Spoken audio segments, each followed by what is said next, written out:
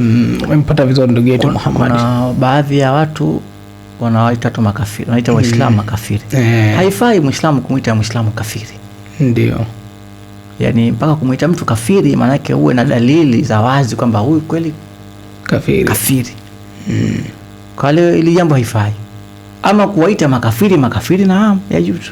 Sababu Allah kasema kuli ya ayyuhal kafirun. Kawaita hivi. Sura nzima inaitwa suratul kafirun. Na hii ilikuwa kujifanya kama vile wawe na mtume mwaka na hao Allah akamwambia qul ya ayyuhal kafirun. Mpaka mwisho Allah sema lakum dinukum waliyadin. Kumuita kafiri sio shida.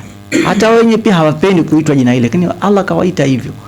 Swali la pili au la swali lake la msingi kwamba Muislamu kumuita Muislamu mwenzake kafiri kwa sababu ya tofauti haifai. Na kama ni tofauti za kufuru, kuna wakati mwingine mtu anaweza kafanya tendo la kufuru lakini asiwe kafiri. Kwa sababu inawezekana kafanya hajui, kafanya katezwa nguvu. Kwa hiyo lazima uwe na hoja. Sasa unamuita kafiri kwa hoja hizi. Upo Abu Mundhir hapo. Naam.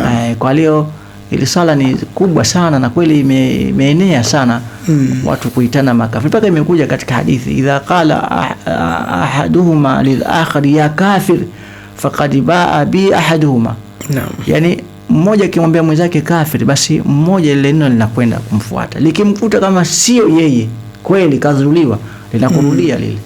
Ndio. Naam.